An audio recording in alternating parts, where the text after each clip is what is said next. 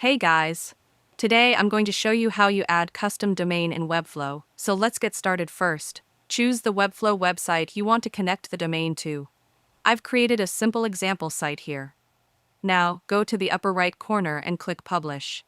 From the menu, select Add a custom domain.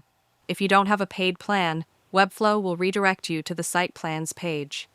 To connect a custom domain, you'll need at least the basic plan, which starts at about $14 per month. Subscribe to that plan to continue. Next, click Add a custom domain again. This will open the publishing window. Scroll down and select Add a custom domain, then choose Quick Connect Domain.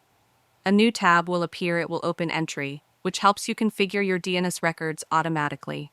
Click Continue, then enter your domain name. My domain is registered on Hostinger, so I'll log into my Hostinger account and locate the domain I want to connect. I'll copy that domain name, then paste it into Webflow. You can type www, followed by your domain. After entering the domain, click Continue. Webflow will analyze your domain and identify where it's registered, in this case, Hostinger. It will then provide the setup instructions. This might look slightly different based on your domain provider.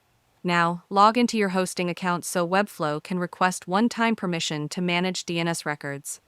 If you prefer, you can configure DNS manually, but I'll continue with automatic setup. After you grant access, Webflow will authenticate and automatically add the required DNS records to your domain. It may notify you that existing DNS records were found. That's normal. Webflow will overwrite them with the correct ones needed for the connection. Click Continue, confirm the DNS update, and Webflow will finish adding the necessary records. After that, your domain will be successfully connected. You'll see a confirmation message. Sometimes, the domain may show as unverified, which simply means DNS changes haven't fully propagated yet. This process can take up to 48 hours. If you check your domain settings, you'll see the TXT record and multiple records Webflow requires. If for any reason this doesn't update automatically, you can add the DNS records manually. I'll make a separate video explaining that process. If your domain still shows as unverified after some time, click Verify Domain. Webflow will rescan your DNS settings. I just did this step earlier, and now my domain is showing as connected. You can then copy your domain, paste it into the browser, and test it. It may not load immediately if DNS propagation is still ongoing, so give it time. If you want to double-check that everything's set up correctly, go to dnchecker.org, paste your domain, and run a check.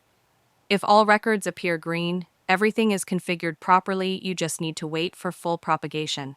And that's it. If you found this video helpful, consider giving it a like and subscribe.